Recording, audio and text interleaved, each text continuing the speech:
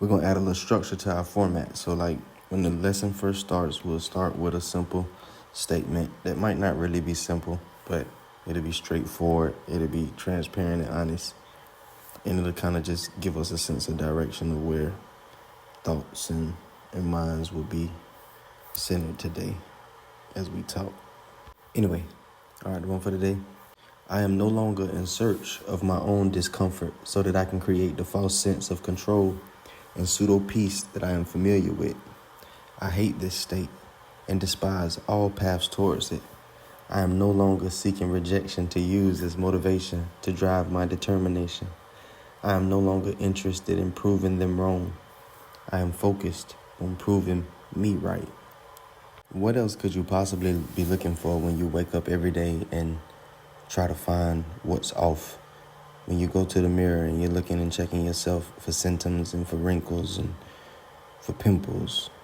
You get in the car and you're instantly attracted to the driver that's moving through lanes erratically, or the slow progression of the road that's always congested that you should know at this point if you don't leave earlier, you're gonna be waiting. What could we be setting up when we know we have to get up early and we don't consider ourselves morning persons and we lay in the bed all night watching Netflix, something that we're disinterested in, with a phone in our hands, scrolling through a social media platform simultaneously, just awake with our thoughts and with our feelings, rehearsing them in the dark with some background noise playing. We get up in the morning, we're drained, we don't eat, we don't stretch, we don't meditate. We get up, we think about what we have to do. We're probably late already. We rush towards it, we get there, we rush through it, and then we rush back to do it all over again. Is that not me in search of my own discomfort? If I spend my day doing a bunch of things that I don't want to do, and everything I do is by choice, is that not me searching out my own discomfort? Who made you do it? Who made you stay with that person that beat you down so low and got you so insecure that you were no longer yourself? Who made you stay on the job that you went to and forfeited your dreams? Who made you do that? Who made you stay there so long till you got resentful on the inside and physically sick on the outside? Who did that? Who went and listened to the diagnosis and then repeated the diagnosis so many times that they landed at the conclusion that there was no hope for me? Who did that? The people around you constantly tried to be your motivation, and they constantly tried to give you encouragement and tell you, no, it's going to be okay. What was your response to them or to yourself? Even if you didn't respond to them when they said you would be okay, or even if you responded positively when they said that you would be okay, because you still deal with the performer in you. You still know the routine. You still know what's expected of you in conversation, and you provide it just to stay inside of the wheel of quote unquote acceptable. But what did you really say? What did you really feel? Did you really feel like it was going to be okay when they said it was going to be okay? When they told you it was going to get better? Did you really partner with the idea that it was going to get better? Or were you still counting your L's? Were you still down on the ground trying to pick up the shattered pieces of your imaginary pursuits that keep us so preoccupied that we don't realize that we're walking around with our eyes closed? I challenge you today to become very aware of the fact that the majority of your thinking is solely centered around you and no one else. I challenge you today to stop lying to yourself and telling yourself that there's something about you that's so different from other people, that you do not deal with selfishness, that your actions, though they are always decided by you amongst the legion of voices in your ego, as you consult no one for the most part, especially when you really want to do something, but you have yourself convinced that you do the things that you do for the benefit of others, or you do the things that you do to harm others because they first did something to you. It's such a common narrative, right? We love to say this. I won't be bothering nobody, and that's why when somebody come messing with me, I get how I get. Now you get how you get because that's how you are. And to be honest, when you get how you get, you hunt down somebody to express it. People don't come bothering you. I'm sorry that you feel like the person that you was staring at you, so you felt provoked and said something, and then they got defensive because you was staring at me the whole time too, fam. What are you talking about? February roll around and you want to celebrate all of the people who were discriminated against who are of the same pigmentation as you. But then when somebody comes and discriminates against you because they are the descendant of the ignorance that was prevalent at a previous time, you want to take it personal. The old lady who thinks that you're the help in the store, even though you're wearing nothing close to anything that resembles the color scheme of the respective company that you've entered to spend your money just like they did, isn't necessarily someone who's racially profiling you or discriminating against you or is hateful against everyone who looks like you. You have to deal with people in understanding. You have to be able to tap into their interpretation, not to see what things are, but to see what they are to them. That is what it is to be understanding and to move in love. I have to take others into consideration. There was a time when that old lady entered the store inside of her adolescent years when everybody that looked like you was the help. Knowing that, putting that in the proper context sometimes can help you deal with the challenges that we face on the social level inside of a society that has been wired to be against one another. Listen, there is no nutritional value in regurgitated information. But once a revelation is clearly unfolded by experience and time with the inner teacher, one can share from a place of true awareness and shed light where there was darkness. I love and appreciate the work and the study of the men and women that came before me in the studying of truth and understanding of universal principles. I stand and applaud anyone and everyone who pursued the true knowledge of themselves and became aware of the inner beauty that was instilled upon all of us by design. Great men and women with no Google went before us and prepared the conversations that we are having today, but they did not have the conversation so that we could regurgitate the information years later. The conversation was a seed that was planted in a field where fruit has now grown, and as we encounter that fruit, we begin to see clearly a bigger picture, the words and the illustrations of the pictures that the imagination sets before us as it teaches us what it is we have asked to know. Tons of teachers, tons of videos, tons of material right now is reciting something that Neville Goddard was most known to have said and promoted. And Neville Goddard didn't say he learned it from himself. He mentioned his teacher, Abdullah, and I'm sure Abdullah had a teacher. So over time, there were men and women who were enlightened to the degree that they understood that all mankind are connected, that also understood that there was no possible way that someone could present something to you that did not begin or originate within your own inner world.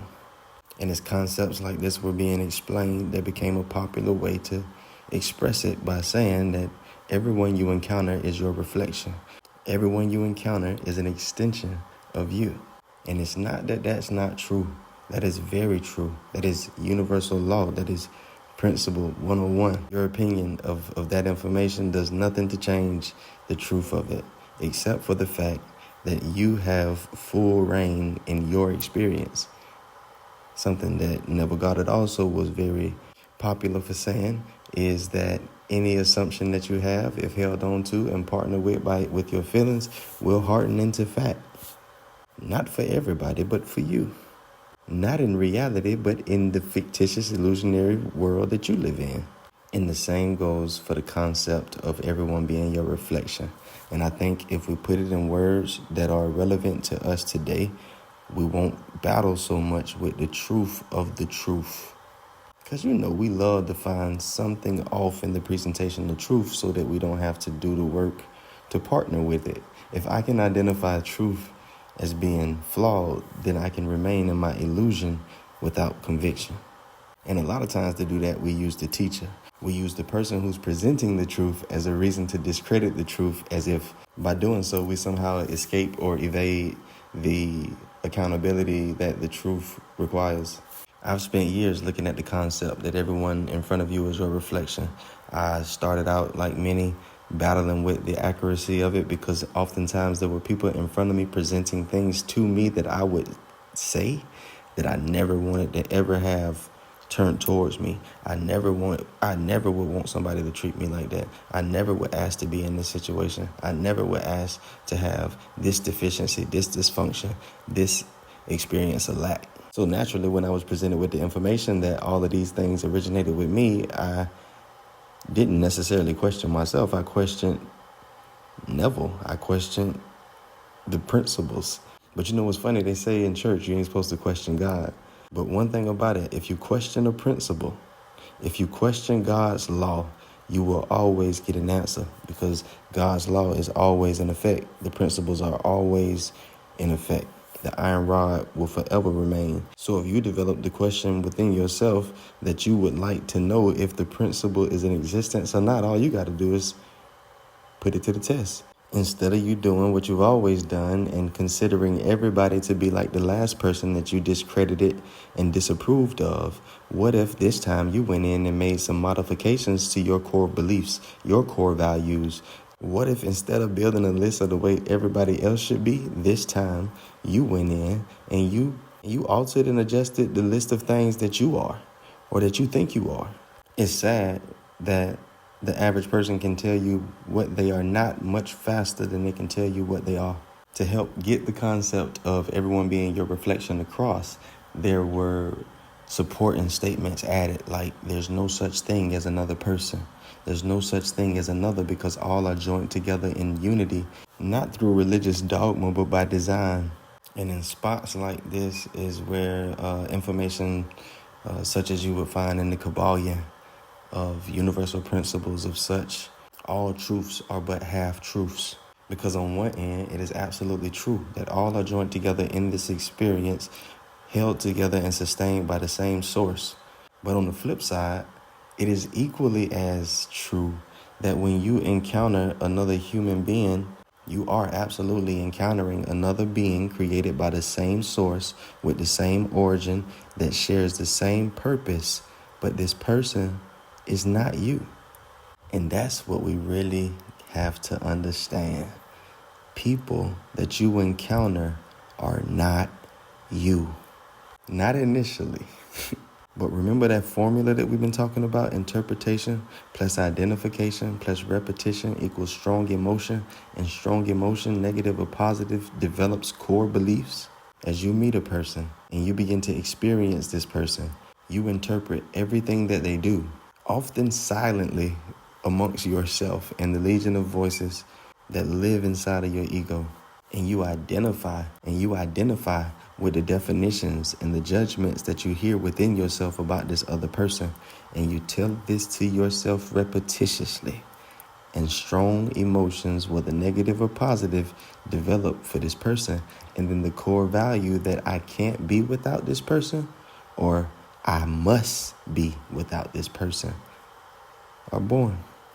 But what's the facts? What is the reality? The reality is this was a unique individual. And while this person may have the same makeup as me, they may have the same design as me, this person is the same as me in the sense of whatever it is that they set their attention on, they have become as well. Whatever it is that they rehearse on the inside has spilled over onto the outside, just like it does for me. They, just like me, are never excluded from the bounds of the universal laws that govern eternity. They, just like me, have the capacity to disappear into the recesses of their mind and imagination and use it to their detriment, building illusions and delusions for themselves to become wrapped up and entangled in and blind. But you know what convincing yourself that you know somebody before you ever really meet them does for you? It provides you with that pseudo peace that you're constantly looking for. It makes you feel like you're in control. It helps you to feel like you know what's coming next. Meeting new people is scary. It's only scary to someone who feels like they would be better served if they were with someone that they could predict. And the reality of it is you can't predict anyone, really, no matter how long you've been with them, because people change and evolve. And there should be a constant renewing. There should be a constant restoration taking place. There should be a dying of the old and the no longer beneficial, and a resurrection of the truth and the eternal light that was always intended to shine forth upon the world, being an example of who they were as well. I hate this state and despise all paths towards it. That statement I included in the opening of this talk, not necessarily because it was true of myself or true of you at the moment, but because as we grow to partner with this concept, with this idea, with this mindset, we'll automatically steer ourselves away from certain things that we used to gravitate to. I have to understand that the legion of voices that operates inside of my head, seemingly giving me solutions, is the very vehicle that got me in the situation I'm in. So if I understand that the legion of voices inside of me talked me away from myself, then how likely is it that the legion of voices will talk me into returning to myself and to truth and shaking the paradigms of darkness and recollecting the truth that governs my life?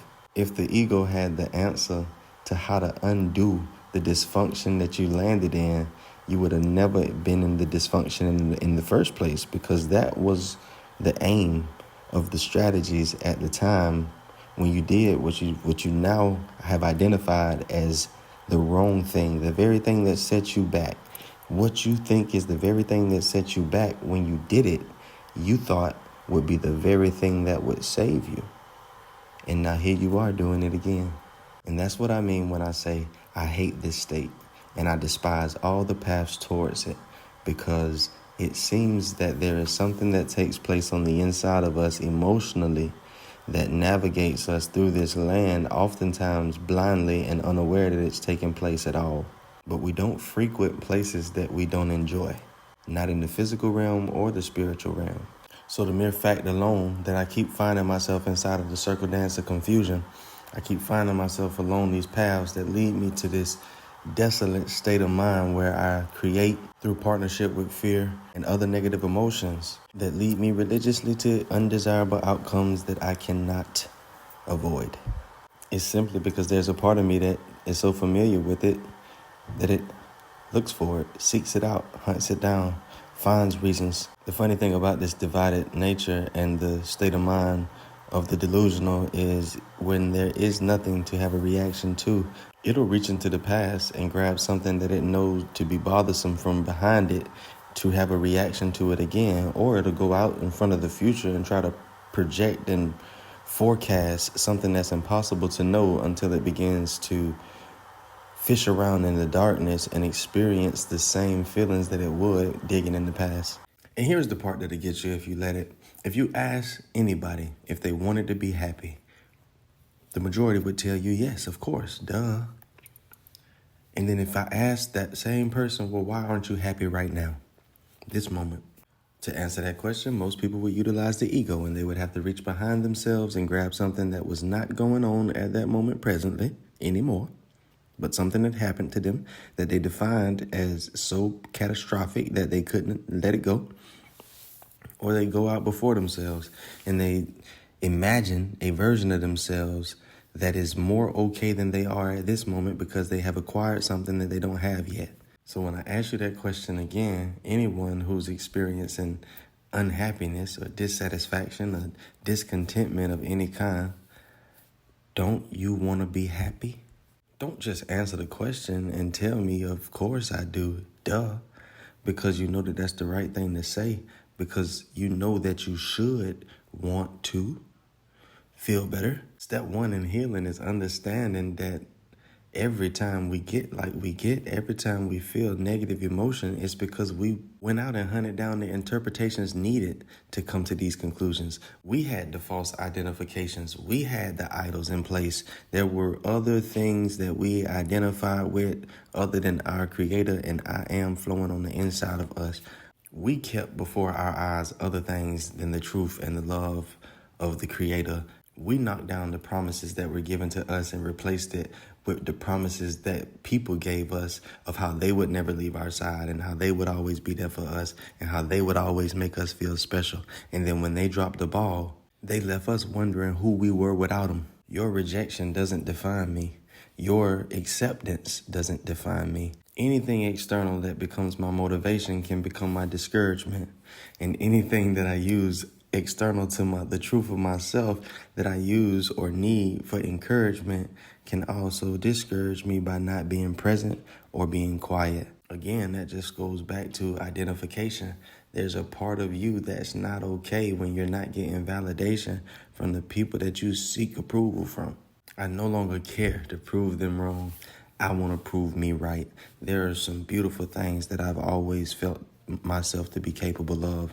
There are some wonderful imaginations that I've held on to since I was a kid that have always impressed me as far as what my life would look like, what it entails, and the ultimate impact that it would have. And I'm just telling you, it's more beneficial for you to rehearse the fact that you know you can rather than keep revisiting the idea that they think you can't. If I set out to prove them wrong, I just may find them right. But if I set out to prove me right, I just may correct what's wrong in them. Lock in.